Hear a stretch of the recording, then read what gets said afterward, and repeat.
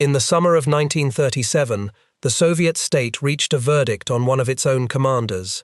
He was a traitor, a spy in the pay of Poland and of Japan. On the strength of a confession that never existed, he was arrested, stripped of his rank, and thrown into a prison cell, then beaten by the very men he had spent his life serving. By some accounts, his teeth were knocked out, and he was marched before a firing squad that loaded blanks, all to break him into signing. He never signed. And yet, within 8 years, that same condemned prisoner would stand among the finest field commanders of the entire Second World War. He would become the only soldier in history to hold the rank of Marshal in 2 separate nations. His name was Konstantin Rokossovsky. He had come from almost nothing, born in the closing years of the 19th century to a Polish father and a Russian mother, in a city that historians still argue over to this day. He was orphaned as a boy and worked with his hands as a stonemason before the First World War swept him into the cavalry. He fought through the chaos of the Russian Civil War, was wounded, decorated, and rose steadily on pure ability until he commanded some of the Red Army's best mounted troops. Then came the Great Purge, and the machine turned on its own. When his interrogators confronted him with testimony from a witness who had supposedly denounced him, Rokossovsky pointed out that the man they named had been dead for years. "Can the dead give evidence?" he asked them. There was no answer to that, and there was no confession either. He was released in March of 1940, only because a new war was coming and the army suddenly needed men who actually knew how to fight. For the rest of his life, he is said to have carried a pistol, having quietly promised himself that he would never be taken alive a second time. So here was the paradox at the very center of the man. In Russia, he was treated as a Pole, and in Poland he would one day be treated as a Russian. His own government tortured him, then handed him an army and asked him to save the country. What turned that broken prisoner into the general the German High Command would learn to fear more than almost any other? The answer is not luck, and it is not brute numbers. It is a way of thinking about war that showed itself again and again, at every scale, from a single encircled city to the fate of whole armies. Let us look at the 3 tactical masterpieces that answer the question. To understand the first, we have to go to the ruins of a single city on the Volga. By the winter of 1942, the German Sixth Army had been trapped inside Stalingrad. A great Soviet counter-offensive had swung 2 enormous pincers shut behind it, and while other commanders had driven those opening blows, it was Rokossovsky and his Don Front who were handed the hardest task of all. The High Command consolidated the forces ringing the pocket under his single command. He was to destroy that entire army inside the ring. More than 200,000 German and Axis soldiers were caught in that pocket. A German relief force had tried to punch through to them in December and had been stopped short. The head of the German Air Force had personally promised to keep the pocket supplied from the sky, and that promise had collapsed into a trickle.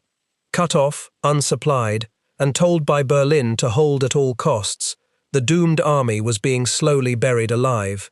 They were freezing, starving, running low on ammunition, and still extremely dangerous. Crushing them would be slow, bloody work, and everyone knew it.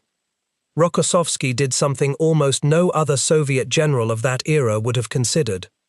Before he fired a shot, he offered the enemy a way out.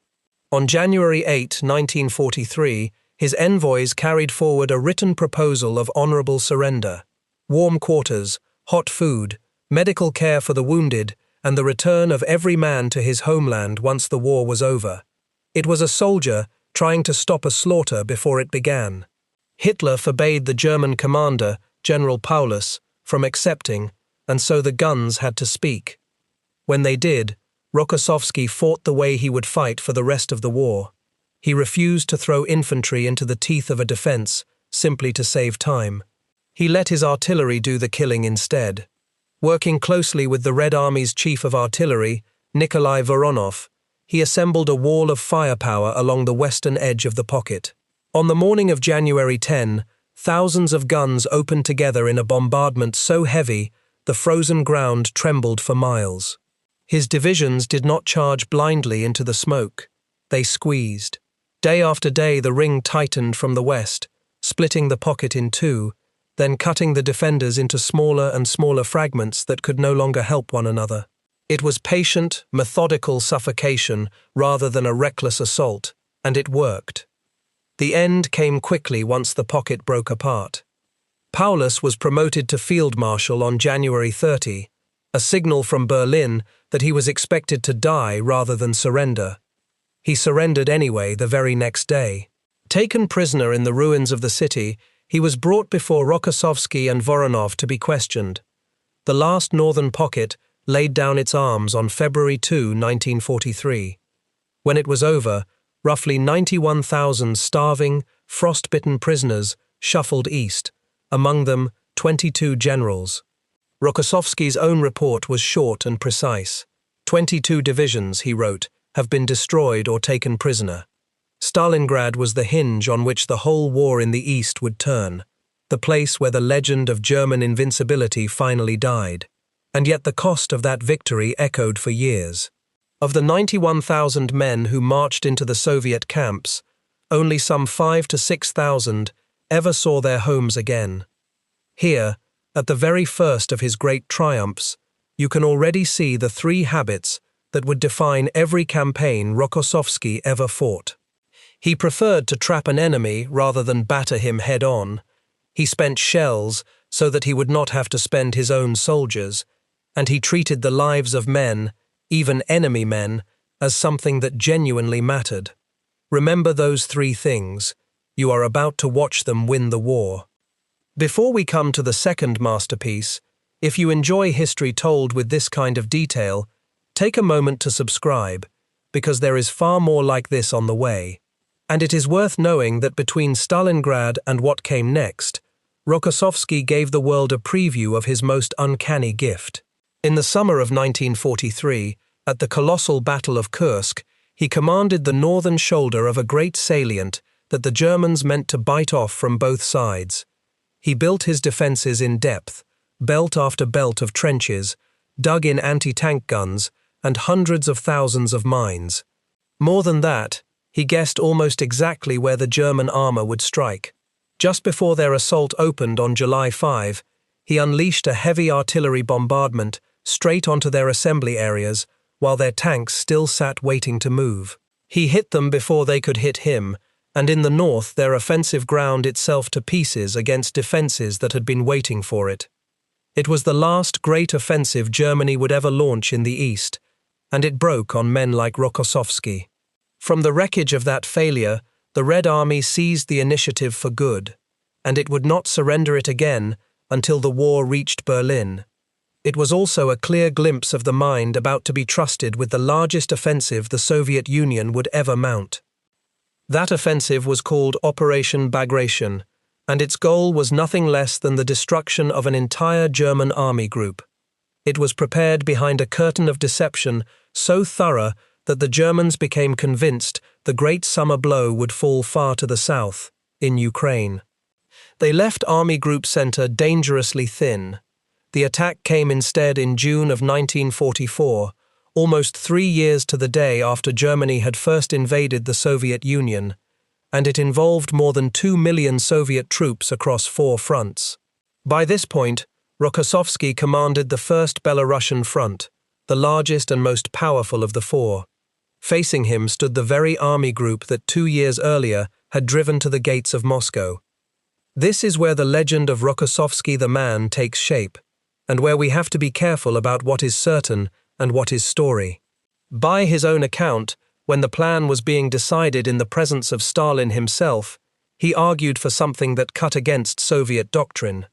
Where the High Command wanted a single overwhelming blow on his sector, Rokossovsky insisted on 2 main strikes at once, launched on separate axes toward the town of Bobruisk. He said he was twice ordered out of the room to reconsider, and twice he returned unmoved, until Stalin finally approved his plan and remarked that such stubbornness proved the man had thought it through. Some historians, including Marshal Zhukov, later questioned how much of that dramatic scene truly happened. What is beyond any dispute is what Rokossovsky's front actually did on the ground. Part of his sector ran through broad belts of swamp and forest that the Germans had written off as impassable to a major mechanized force. They thinned their defenses there, certain that no army would be reckless enough to attack across a marsh. Rokossovsky attacked across the marsh. His engineers laid log roadways and footbridges over the bog, and he struck with 2 hammers instead of 1. Roughly 7,000 guns and rocket launchers tore the German lines apart, and then his armor and infantry poured through the gaps his shells had opened. Just as at Stalingrad, they did not stop to fight the enemy where he was strongest. They swept around him. 2 spearheads curved together behind the German defenders at Bobruisk and slammed the pocket shut. Tens of thousands of Axis troops were killed or captured in that single trap, and the town fell on June 29. That very same day, Rokossovsky was raised to Marshal of the Soviet Union. What followed was one of the worst catastrophes in German military history. In sheer numbers of men and divisions lost, it struck the German army an even heavier blow than Stalingrad had. Army Group Center simply came apart. Across the whole operation, some 28 German divisions were destroyed outright. The Belarusian capital of Minsk was liberated on July 3, with yet another vast body of German troops trapped to its east. In a matter of weeks, the front rolled hundreds of kilometers westward, all the way to the river Vistula and the doorstep of Poland. The scale of the disaster was so total that the Soviets did something almost theatrical to prove it to the world. On July 17, 1944, they marched some 57,600 captured German soldiers, including 19 generals, through the streets of Moscow, before enormous, silent crowds. Rokossovsky had not merely defeated an army, he had erased one, and he had done it with the same signature he first showed on the Volga, the trap chosen over the frontal charge, the gun sent in ahead of the man, a relentless advance that spared his own soldiers wherever cunning could do the work of blood. The offensive only slowed when it reached the Vistula, its spearheads finally outrunning their own fuel and supply. In a single summer, the map of the Eastern Front had been redrawn. Belarusia was free, the road into Poland lay open, and the German position that had seemed so solid in the spring had been shattered beyond repair. For Rokossovsky, it was the summit of his career as an operational commander, the campaign in which every instinct he had ever trusted was proven right on the grandest possible stage. Which brings us to the third act, and to the cruelest paradox of his entire life. As 1944 turned into 1945, one prize stood above every other, Berlin, and Rokossovsky, whose front was driving hard toward the German heartland, seemed the natural man to seize it. Then, in November of 1944, he was quietly removed from that path. He was shifted sideways from the First Belarusian Front, the front aimed like a spear straight at Berlin, over to the Second Belarusian Front, out on the northern flank. His old command, and the road to the German capital, were handed instead to Marshal Zhukov. He was stunned.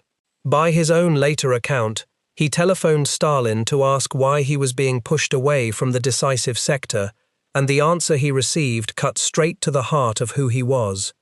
It was not a punishment, Stalin told him. It was politics. The unspoken meaning was plain enough.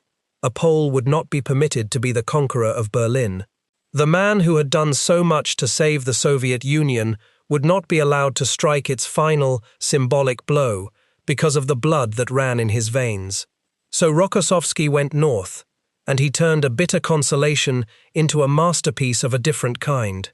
His task now was maneuver on a titanic scale. In January of 1945, his armies drove northwest, across frozen ground, and smashed all the way to the Baltic coast near the city of Elbing. In doing so, he sealed off East Prussia, the ancient cradle of the German officer class, completely from the rest of the Reich. An entire province, and the powerful German armies dug in inside it, were cut off from home and reinforcement in one sweeping stroke, and a vast tide of refugees was left streaming toward the sea behind them. The great fortress city of Königsberg, cut off along with them, was left doomed, and it would be stormed and taken that April.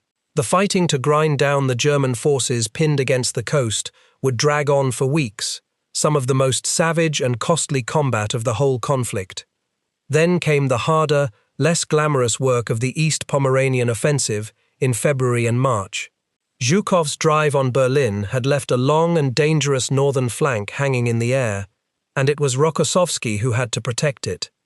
With close to 1 million men, he cleared the region of Pomerania and captured the great Baltic port of Danzig, grinding through determined resistance in bitter winter conditions at a cost of more than 200,000 of his own casualties. In the final act of the war, as the assault on Berlin began, his front pinned down an entire German panzer army in the north and made certain it could never turn south to reinforce the capital. He never got to plant a flag on the Reichstag, but without the flank he guarded and the armies he cut off and destroyed, the men who did plant it might never have reached it at all. It was a strange and fitting end to his war. The finest practitioner of encirclement the Red Army possessed spent the last months of the fighting not seizing the great prize, but making the seizure of it possible for someone else, and doing it so well that the achievement passed almost unnoticed. To understand why his soldiers followed him the way they did, it helps to know the kind of man he was. Rokossovsky was tall, striking, and unfailingly courteous in an army where cruelty was too often mistaken for strength.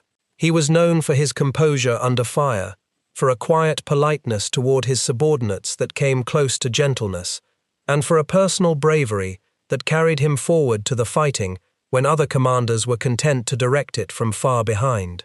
His biographers describe him as one of the very few Soviet marshals who never traded the lives of his officers to protect his own standing. Men trusted him because he did not squander them, and in the end, that trust moved his armies further than any threat ever could. So what did the people who truly understood war make of him? Not the propagandists, but the soldiers.